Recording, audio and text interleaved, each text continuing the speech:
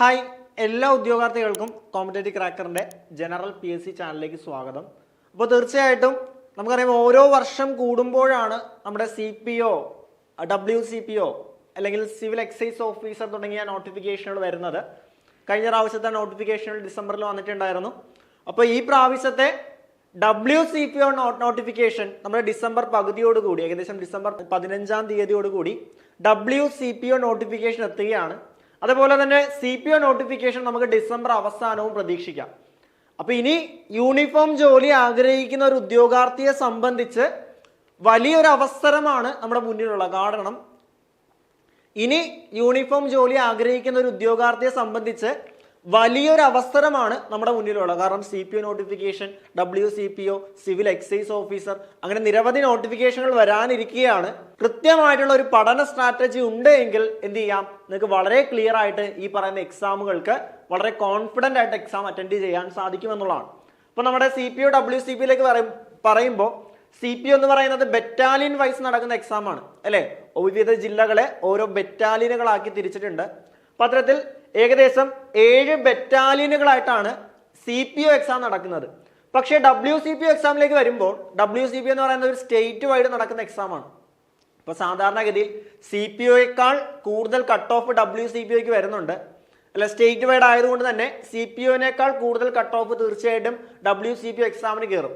അപ്പോൾ നല്ല രീതിയിലുള്ള പ്രിപ്പറേഷൻ ഉണ്ടെങ്കിൽ മാത്രമേ WCPO പോലുള്ള എക്സാമുകൾ ക്രാക്ക് ചെയ്യാനായിട്ട് സാധിക്കുകയുള്ളൂ. പക്ഷെ CPOയിലേക്ക് നോക്കുമ്പോൾ കണ്ടോ, ഇത്തരത്തിൽ 7 ബറ്റാലിയനുകളിലായിട്ടാണ് CPO എക്സാം നടക്കുന്നത്. കമ്പാരിറ്റീവ്ലി കോമ്പറ്റീഷൻ കുറവാണ്, പക്ഷേ കട്ട് ഓഫിന് കുറവൊന്നുമില്ല. ഇപ്പോൾ ഓരോ എക്സാമുകൾ കഴിയുമ്പോഴും കട്ട് ഓഫ് റേഞ്ച് കൂടുകയാണ്. നേരത്തെ 40-45 റേഞ്ച് നിന്നിരുന്ന കട്ട് ഓഫ് ഇപ്പോൾ ഏകദേശം 50 മുതൽ 60 വരെ കട്ട് ഓഫ് റേഞ്ച് വരുന്നുണ്ട്. അപ്പോൾ നല്ല രീതിയിലുള്ള ഒരു പ്രിപ്പറേഷൻ ഉണ്ടെങ്കിൽ മാത്രമേ ഇനിയുള്ള CPO എക്സാം ആണെങ്കിലും ക്രാക്ക് ചെയ്യാനായിട്ട് സാധിക്കുള്ളൂ. കാരണം നമ്മുടെ കൂടെയുള്ള എല്ലാവരും ഈ പറയുന്ന എക്സാമിന് വേണ്ടി പ്രിപ്പയർ ചെയ്യുന്നുണ്ട്, നല്ല രീതിയിൽ അവർ പഠിക്കുന്നുണ്ട്. അതേപോലെ റാങ്ക് ലിസ്റ്റ് ചുരുക്കുന്നുണ്ട്, എക്സാം എഴുതുന്ന ഉദ്യോഗാർത്ഥികളുടെ എണ്ണം കൂടുന്നുമുണ്ട്. സോ അതുകൊണ്ട് തന്നെ കട്ട് ഓഫ് കൂടുകയാണ്. അപ്പൊ ഇനി വരാൻ പോകുന്ന എക്സാമുകൾക്കും കട്ട് ഓഫ് എന്ത് ചെയ്യാം, കൂടുകയുള്ളൂ. അപ്പൊ ആ ഒരു കാര്യം മൈൻഡിൽ ഉറപ്പിച്ചു വെച്ചുകൊണ്ട് കൃത്യമായിട്ടുള്ള ഒരു പഠനം മുന്നോട്ട് കൊണ്ടുവരണം. ഇനി എങ്ങനെ CPO WCPO പോലുള്ള എക്സാമിന് വേണ്ടി തയ്യാറെടുക്കാം? ഇപ്പൊ നമ്മൾ ഓൾറെഡി പറഞ്ഞു, വിവിധ ബറ്റാലിയൻ. ഇപ്പൊ ആദ്യമായിട്ട് എക്സാം എഴുതുന്ന ഉദ്യോഗാർത്ഥികളുണ്ട്, അപ്പൊ അവർക്ക് ഈ ബറ്റാലിയനെ കുറിച്ച് വലിയ ഒരു ധാരണ ഉണ്ടാവില്ല. ഇപ്പൊ ഒന്നാമതാണ് SAP, തിരുവനന്തപുരം റവന്യൂ ഡിസ്ട്രിക്റ്റുകൾ ഇൻക്ലൂഡ് ചെയ്യുന്ന ബറ്റാലിയനുകളാണ് എന്തെന്ന് പറയുന്നത് SAP എന്ന് പറയുന്നത്. പിന്നീട് KP3 എന്ന് പറയുന്നത് പത്തനംതിട്ടയാണ് അവിടെ ഇൻക്ലൂഡ് ചെയ്യുന്നത്, അല്ലെ? പത്തനംതിട്ട, അല്ലെ? അതായത് കൊല്ലം, ആലപ്പുഴ, പത്തനംതിട്ട പോലീസ് ഡിസ്ട്രിക്റ്റുകൾ ഇൻക്ലൂഡ് ചെയ്തതാണ്. പിന്നീട് KP5 എന്ന് പറയുന്നത് ഇടുക്കി, അല്ലെ? കോട്ടയം, ഇടുക്കി റവന്യൂ ഡിസ്ട്രിക്റ്റുകൾ ഇൻക്ലൂഡ് ചെയ്യുന്നതാണ്. അതേപോലെ തന്നെ KP1 എന്ന് പറയുന്നത് എറണാകുളം റവന്യൂ ഡിസ്ട്രിക്റ്റ് ആണ്, അല്ലെ? അതേപോലെ KP2 എന്ന് പറയുന്നത് തൃശ്ശൂർ, പാലക്കാട് റവന്യൂ ഡിസ്ട്രിക്റ്റുകളാണെന്ന് മനസ്സിലാക്കുക. MSP എന്ന് പറയുന്ന മലപ്പുറം, കോഴിക്കോട് റവന്യൂ ഡിസ്ട്രിക്റ്റുകളാണ്. KP4 എന്ന് പറയുന്നത് കണ്ണൂർ, വയനാട്, കാസർഗോഡ് റവന്യൂ ഡിസ്ട്രിക്റ്റുകളാണ്. ഇത്തരത്തിലെ 7 ബറ്റാലിയനുകളിലായിട്ടാണ് CPO എക്സാം നടക്കുന്നത്. പക്ഷേ WCPO exam state wide exam ആണ്. അതുകൊണ്ട് തന്നെ ആ ഒരു രീതിയിലുള്ള ഒരു കൃത്യമായിട്ടുള്ള പ്രിപ്പറേഷനുകൾ ഈ പറയുന്ന എക്സാമുകൾക്ക് കൊടുക്കണം. ഇനി വരാൻ പോകുന്ന, അല്ലെങ്കിൽ നമ്മുടെ ഈ പറയുന്ന CPO WCPO എക്സാമിന്റെ പാറ്റേൺ എങ്ങനെയാണ്? ആദ്യം നമുക്കൊരു എക്സാം ഉണ്ടാവും, അല്ലെ?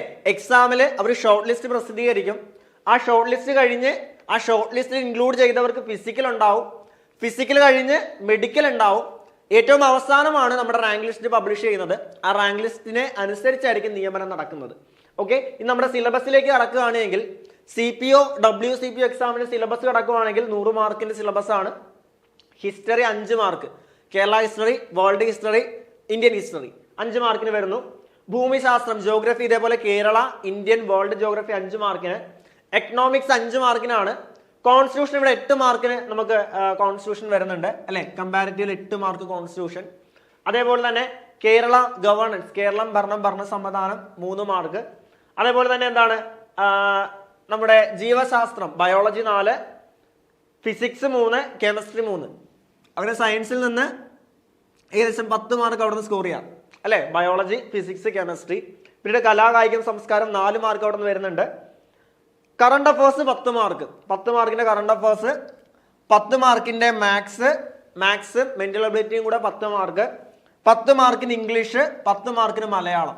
പിന്നീടാണ് നമ്മുടെ 20 മാർക്കിന്റെ സ്പെഷ്യൽ ടോപ്പിക്സ് എന്ന് പറയുന്നത്. ഇതാണ് നമ്മുടെ സിലബസ് എന്ന് പറയുന്നത്. കോർ ഏരിയ എന്ന് പറയുന്നത് തീർച്ചയായിട്ടും ഈ ഒരു ഏരിയാസ് തന്നെയാണ് അതിന്റെ കോർ ഏരിയ എന്ന് പറയുന്നത്. അത് science, current affairs, maths, English, Malayalam, special topics. ആ ഒരു ഏരിയയിൽ തന്നെ 20, 30, 40, 50, 60, 70 മാർക്ക് എടുത്ത് നമുക്ക് ഈസി ആയിട്ട് സ്കോർ ചെയ്യാൻ പറ്റുന്ന ഒരു ഏരിയയാണ് ഈ ഒരു ഏരിയ എന്ന് പറയുന്നത്. പിന്നീട് കോൺസ്റ്റിറ്റ്യൂഷൻ 8 മാർക്ക്, എക്കണോമിക്സ് 5 മാർക്ക്. കണ്ടോ, ഏകദേശം 80 മാർക്ക് അടുത്ത് തന്നെ നമുക്ക് ഈസി ആയിട്ട് കവറപ്പ് ചെയ്യാൻ സാധിക്കുന്ന ഒരു ഏരിയ ആണ്.